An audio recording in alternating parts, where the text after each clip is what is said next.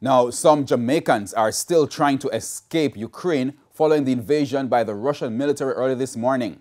The nationals, many of them students, have described the situation as a nightmare. Jamila Maitland has been speaking with one of them. The frightening sounds of loud explosions, fighter jets and sirens awoke many people in Ukraine Thursday morning. But for one Jamaican student, he was already on a westbound journey as he tried to make a last-minute escape from the conflict zone. The student, who will not identify, is among several Jamaicans studying medicine in Ukraine. He explained that Thursday morning was a stark contrast to Wednesday, when it was a regular day in Ukraine. He told me soldiers, armored trucks, and scores of frantic people have flooded the streets. The student revealed he wanted to leave the country earlier. However, he did not have the funds.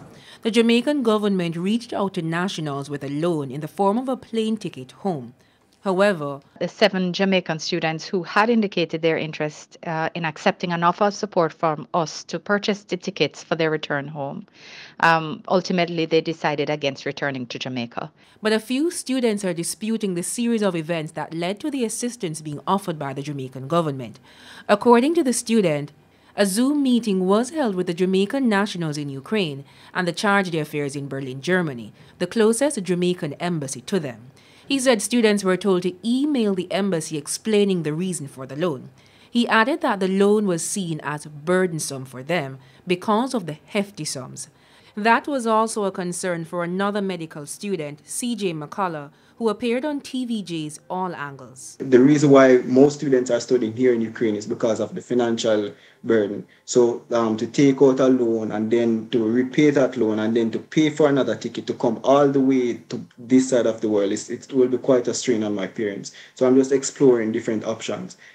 If indeed the government did say, well, we are going to outright pay for you guys to return, I would take that with open arms, definitely. But if it's just a loan where I would have to repay it, then I have to think twice. The Foreign Affairs Ministry in a statement said of the 43 students it's aware of in Ukraine, 15 have left.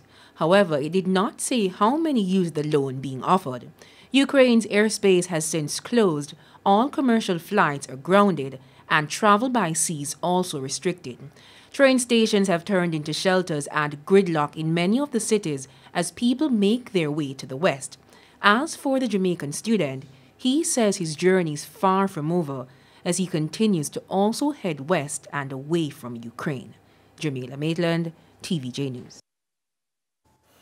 And the mother of one of the students still in Ukraine spoke with Dion Jackson Miller this evening during Radio Jamaica's Beyond the Headlines. She was in distress as she wondered about the safety of her child and the other Jamaicans now in the conflict zone.